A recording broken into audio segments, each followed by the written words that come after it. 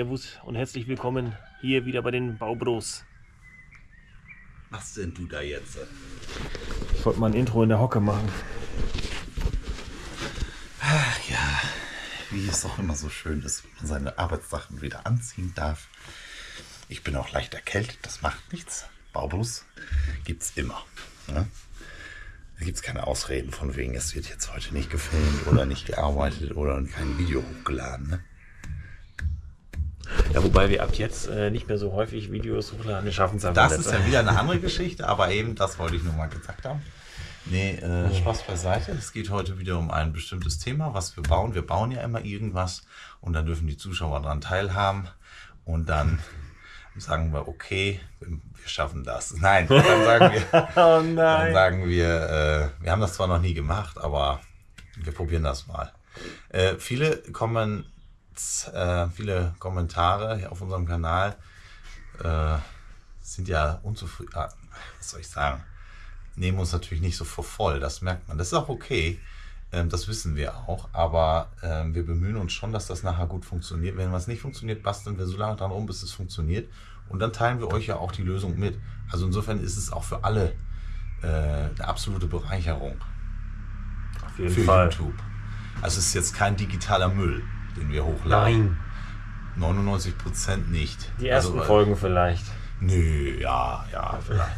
Ja, keine Ahnung. Wobei die Entrümpelung, das war da auch nicht schlecht. Das war Müll, aber das war nicht digital, das war echt. Musste man echte Säcke schleppen. Ja, aber Carlos, sag mir doch, was machen wir denn heute? Ja, Stimmen wir heute gute Zwieback Frage. Mehl? Danke, dass du es fragst. Freue ich mich drüber.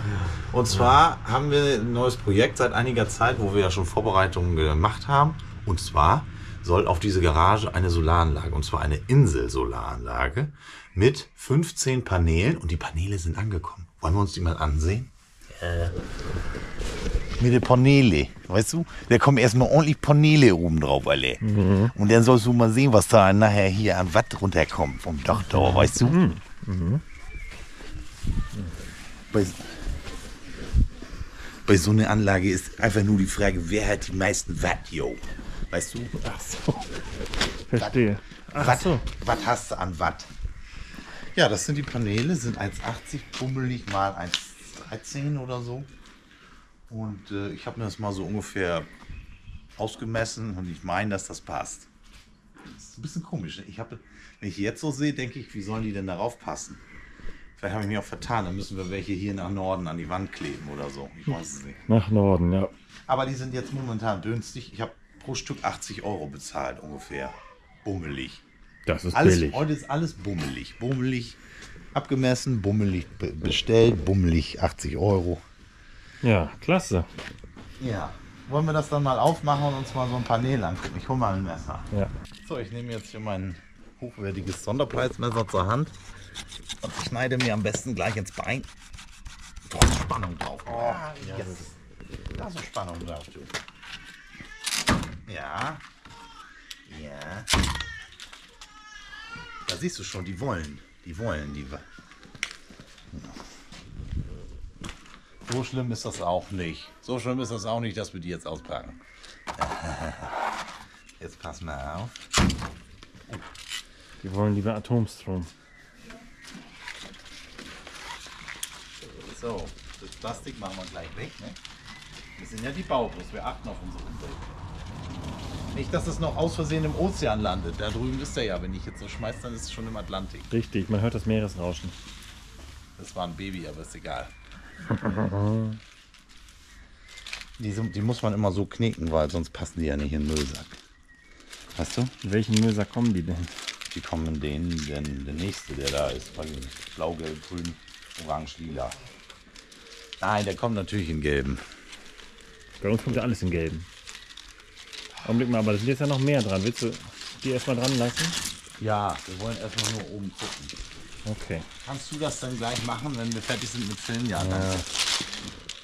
Fail. Hier.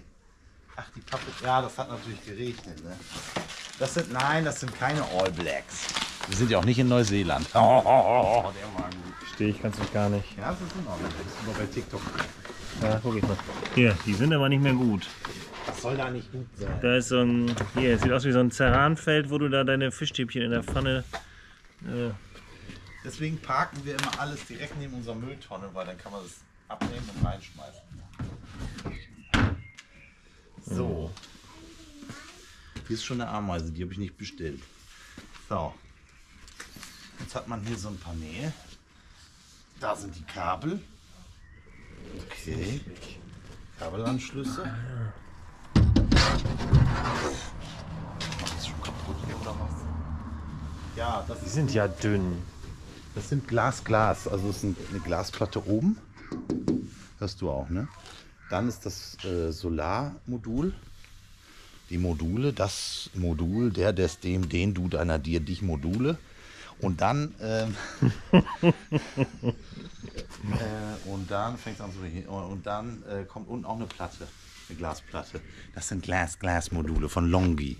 Ich habe Longi Explorer MHI Mo 6. Was weiß ich, was das heißt? 80 € das Stück. Die passten mit der Menge. Du musst gucken, das ist ein String nur, weil wir haben einen großen Wechselrichter. Der String hat 12 kW und das sind jetzt ungefähr 6,5 kW. Du musst gucken, dass die insgesamt die Watt und Volt, dass wenn du das mal 15 nimmst, dass das dann bei den Watt ist das mal 15, dass das dann noch im Rahmen ist, ne? Für den Wechselrichter, dass der die Menge ab kann. Ja. Pro String. Aha. Mhm. Und ja. Wir haben ja auch auf dem Garagendach keine Bereiche, die dann eine vereinzelte Verschattung haben. Das soll doch ein Problem sein, stimmt das? Ja, also der hat einen MPPT-Tracker, also der regelt das dann so ein bisschen irgendwie davon selber. Ich kann es nicht genau erklären, ich kenne mich damit nie aus. Aber das stimmt, wenn du jetzt einige Paneele auf der Seite hast vom Haus und andere da, dann solltest du verschiedene Strings nehmen, weil die Voltzahl sich sonst in allen reduziert, wenn jetzt einer weniger macht. Genau. Das ist aber bei uns ja in dem Fall nicht. Da die alle auf dem gleichen Dach in der gleichen Neigung liegen, sind die alle an einem String und wir haben auch keine Optimizer. Das sind so Optimiererboxen, die kannst du kaufen, hinten noch mit dran stecken, zwischenstecken. Dann transformiert er das immer so wieder hoch, dass er die Spannung oder sowas hält. Ich kann es nicht genau erklären, wie gesagt. So, ich habe jetzt hier das Montagematerial, weil du kannst ja nicht einfach die Module aufs Dach schäumen. Könntest du wahrscheinlich. Das ist eigentlich eine gute Idee. Leon, das könntest du vielleicht. Aber ich will das nicht. Ich habe das hier bei so einem örtlichen Solarhandel besorgt. 50 von diesen Schienen. Die sind ja viel zu kurz, Carolus. Ja. Ja, die sind so, ne? Und wir haben ein Trapezblechdach, beziehungsweise ein Sandwichdach. 4 cm dick. So. Dann tust du da 2 Schienen hin. So. Die schraubst du fest mit Edelstahlschrauben. 6,5 mm mal 25 mm. Bzzt, bzzt, bzzt, bzzt. Also 4 Schrauben. Muss ich jetzt nicht alle rausholen. Hat man kapiert. So, dann machst du das gleiche nochmal hier. Quizfrage, wo kommt das Modul dann hin? Auch Das ist nur eine schematische Skizze. Das ist nicht Lebensgröße, also in echt. Dann nimmt man hier so Verbinder. Das Modul kommt jetzt hier zwischen, musst du dir so vorstellen. Ja. Ja? Das ist jetzt mal das Dach. Das passt eigentlich auch. Guck mal hier, das ist ein Trapezblech. Ja. Und du musst natürlich in die Höcker jetzt schrauben. Schraub doch mal eine rein zur Anschauung. Ah ja, okay, dann machen wir das nicht. Dann nimmt man hier diese Verbinder. Ich habe jetzt nur... Sag doch mal nochmal den. Ich habe jetzt diese Mittelverbinder hier. Da muss man gucken, dass man ja auch die passenden Schrauben dazu hat. Das sind Zylinderschrauben. Die kommen da durch. Die passen da auch gut in der Mitte rein. Und damit du jetzt dieses in die Schiene schrauben kannst, brauchst du einen sogenannten Nutenstein. Das ist der hier.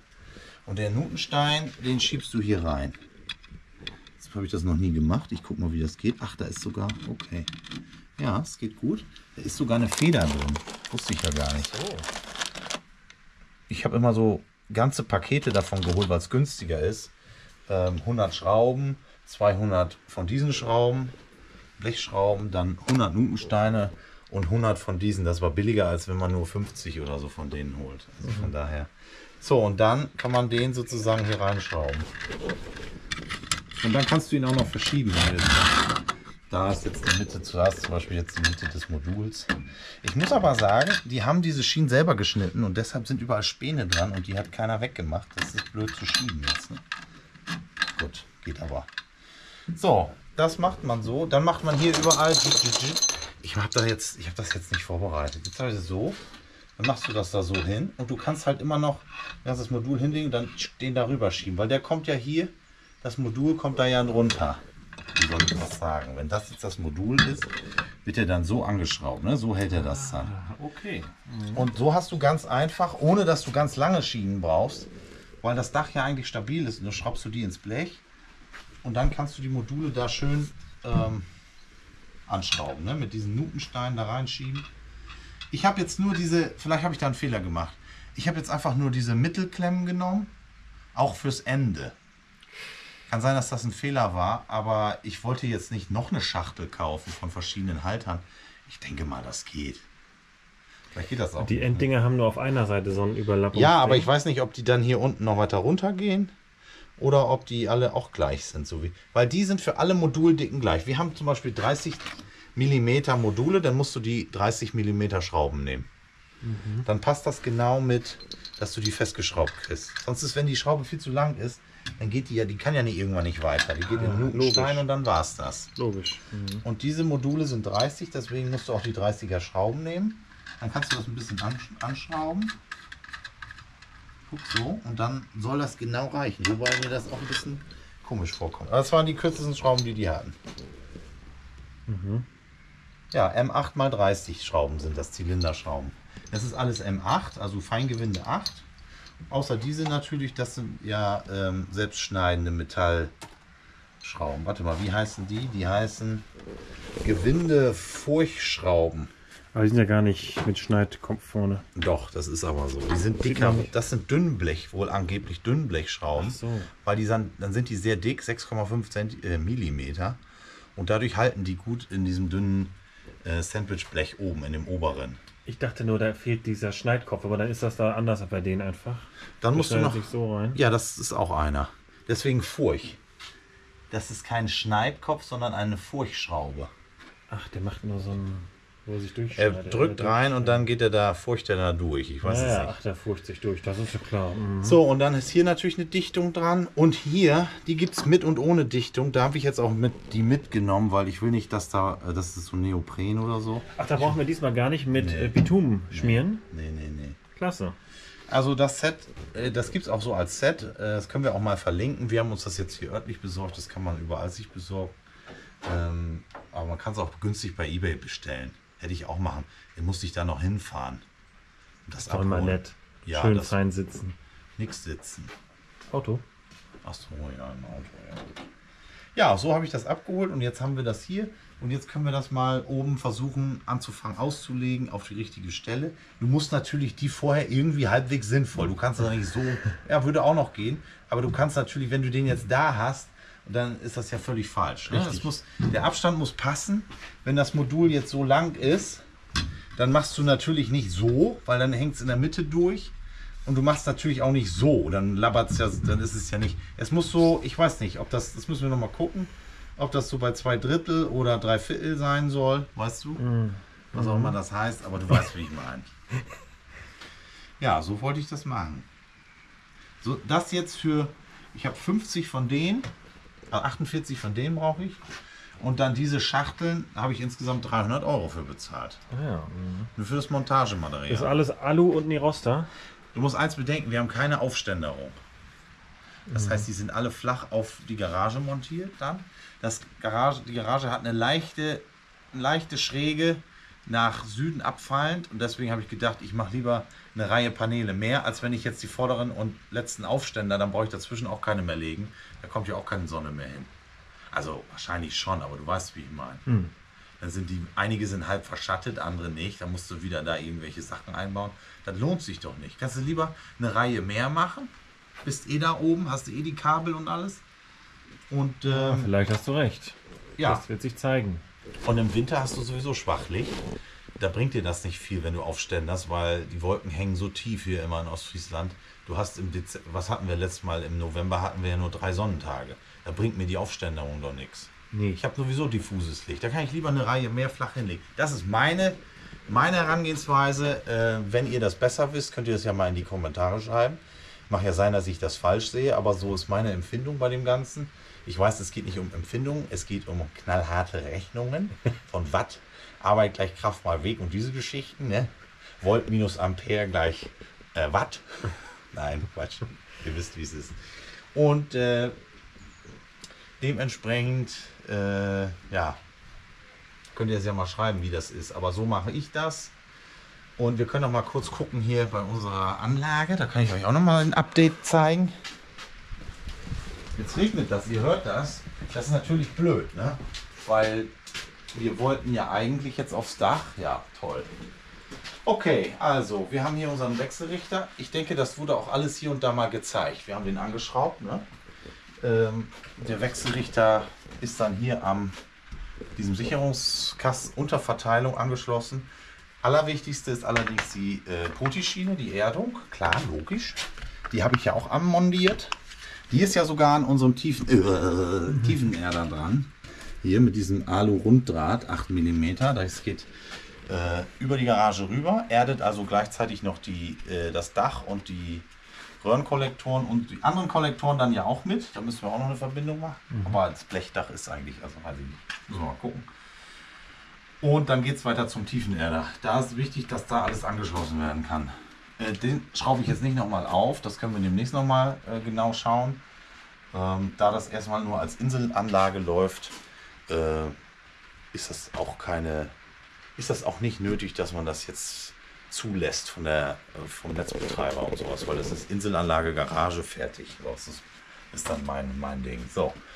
Und der hat einen Ein- und Ausgang. Eingang, wenn er nicht genug Solarstrom, wenn die Batterie leer ist, dann könnte er, wenn man das verbindet, könnte er vom Netz ziehen und damit die Batterie laden oder was versorgen. So, und versorgen tut er über diese Leitung. Alles, was man da anschließt, kann das Gerät sozusagen versorgen, auch wenn sonst keine Spannung da ist, kein Netz da ist oder was weiß ich. Also das Netz ist nicht zugeschaltet momentan. Es ist auch noch gar nicht angeschlossen. Es ist gar nichts angeschlossen. Hier ist überall 0 Volt drauf und 0 Ampere und 1 Watt vielleicht. Nein, und 0 Watt. Okay, und dann, ja, mehr ist es eigentlich nicht. So, das Ein- und Ausgang. Der Wechselrichter kann mehr. Möchte ich vielleicht in der Zukunft, wenn das hier alles gut funktioniert, auch einspeisen, aber eigentlich erstmal noch nicht. Kann auch eine Null-Einspeisung. Das war auch ein Mitgrund, warum ich mich dafür entschieden habe. Erstmal nutze ich es jetzt nicht, ist ein bisschen blöd, ist aber so. Ist auch egal, werden wir in der Zukunft sehen. So, dann habe ich hier eine Batterie, ein 6,1 kW Speicher vom gleichen Hersteller. Den müssen wir noch anschließen die Tage. Das können wir auch noch mal zeigen, wie wir das machen. Das machen wir heute nicht. Und da kommt noch eine Zwischensicherung rein, eine Megasicherung. Und dann kann der hier angeschlossen werden. Und hier sehen wir noch ein Bauteil der Anlage, und zwar der Überspannungsschutz, wo man dann auch, den habe ich übrigens so komplett fertig montiert gekauft. Und da sind auch Schmelzsicherungen drin, weil die gut reagieren, nimmt man die, soweit ich weiß. Das sind 30 Ampere, 1000 Volt Schmelzsicherung. Pro String eine. Wir haben erstmal nur einen String. Eventuell wollen wir in der Zukunft noch einen zweiten aufs Nachbardach machen. Das gucken wir noch, weiß ich nicht. Ich habe einfach jetzt mal so ein Set, war nicht viel teurer, als wenn du jetzt für einen machst. Wenn der für einen kostet irgendwie 70 und der hat dann 99 Euro gekostet. Den verlinken wir mal. Der ist eigentlich, das war cool, weil wenn du es selber baust, kommst du da, glaube ich, preislich gar nicht hin, weil die Bauteile ja alle was kosten. Dann muss das noch verdrahtet werden. Dann musst du die richtigen Kabel haben, die Größe und Pipapo. Ja. Und da ist halt auch eine Erdung drin, Überspannungsschutz und eine Sicherung, Leitungsschutzschalter, wenn du so willst. Ein Leitungsschutzschalter für DC, also Gleichstrom, und auch ein Überspannungsschutz für DC. Ich weiß nicht, ob es da Unterschiede gibt. Ich bin kein Elektriker. Ich tue nur immer so. Und dann wird es natürlich hier geerdet. Ne? Da habe ich ein 16 Quadratkabel genommen, hatten wir noch rumliegen. Achso. Und dadurch ist das natürlich gut geerdet jetzt. Ne? Das heißt, wenn jetzt eine Überspannung sein sollte in den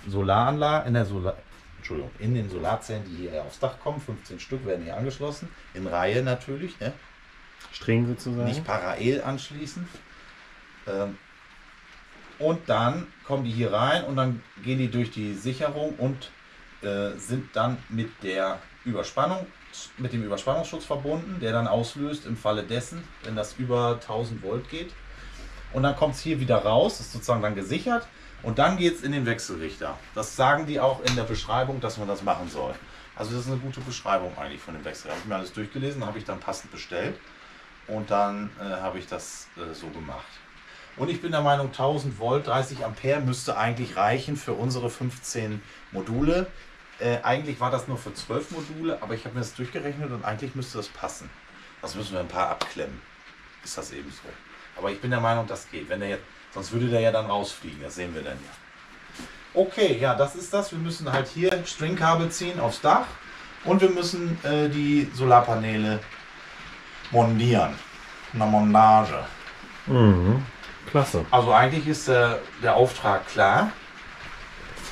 Und das Tolle ist, weil es eine Inselanlage ist, sobald wir die Solarzellen angeschlossen haben und hiermit verbunden haben, über den Überspannungsschutz, kann man das Ding eigentlich schon starten, aber es macht wenig Sinn, weil er hat ja nichts, was er machen kann. Er könnte dann die Batterie laden, wenn wir die auch anschließen. Also wenn wir das und das angeschlossen haben, dann kannst du das Ding schon einschalten, weil er ja Strom von der Sonne kriegt. Du brauchst ja keinen Netzanschluss bei dem. Das ist ja, der kann Inselbetrieb machen, er kann viel machen, Nulleinspeisung machen, er kann es auch Generator anschließen, er hat sogar eine Schaltung, dass er einen Generator anmacht. Das ist ein ganz cooles Teil. Ne? Das ist so das erste dieser Art. Ich denke mal, die nächsten Inverter, also Wechselrichter, die werden diesem Beispiel folgen und auch so diese Multifunktionen haben. Und er hat natürlich auch noch eine WLAN-Option, dass du das mit WLAN überwachen und ich meine auch einstellen kannst. Müssen wir mal gucken. Ne? Das zeigen wir dann auch, wenn es soweit ist. Wir machen das ja auch Learning by Doing. Ja? Deswegen seid ihr immer cool, wenn ihr cool dabei seid. Weil dann seht ihr es ja, was wir machen. Da seht ihr auch, was wir verzapfen. Dann könnt ihr auch in die Kommentare schreiben, ey, ihr Trottel, wieso wisst ihr das nicht? Ja, dann ist das eben so.